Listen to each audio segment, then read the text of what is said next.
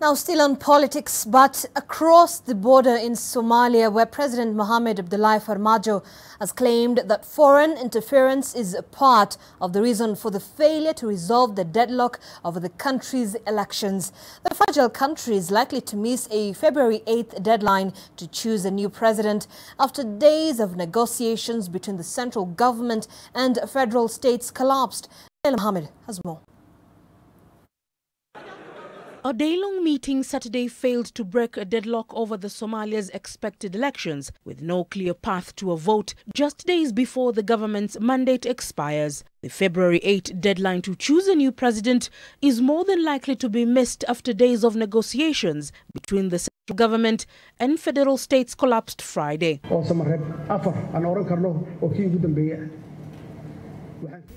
I expected that the meeting would be fruitful. Unfortunately, that did not happen.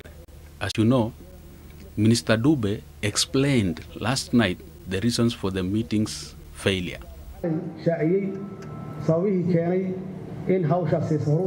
He has, however, not lost hope, announcing that the leaders have agreed to go forward and make appointments for further talks. There are fears that the impasse could usher in a political crisis in the Horn of Africa nation, already confronting a violent Islamist insurgency, a locust invasion, and a serious food shortage. The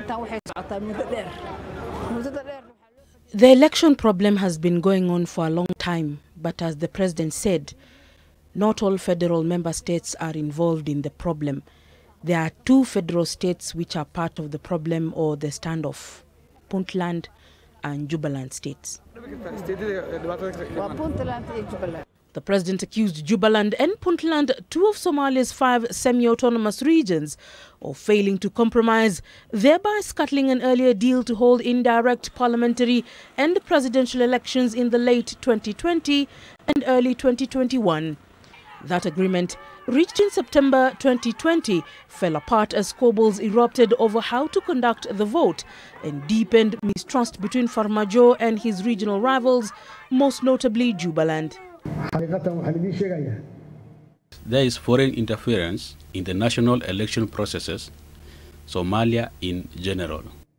It does not name Kenya, but Somalia has repeatedly accused its larger neighbor of supporting armed groups in Jubaland, straining ties between the two countries.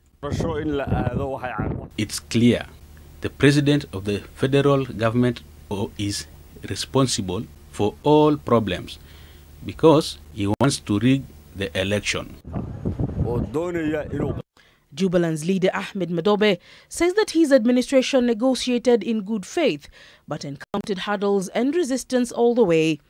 A major bone of contention involves the electoral process in Gedo, a Jubaland region where Madobe accuses Farmajo of trying to control the vote from afar.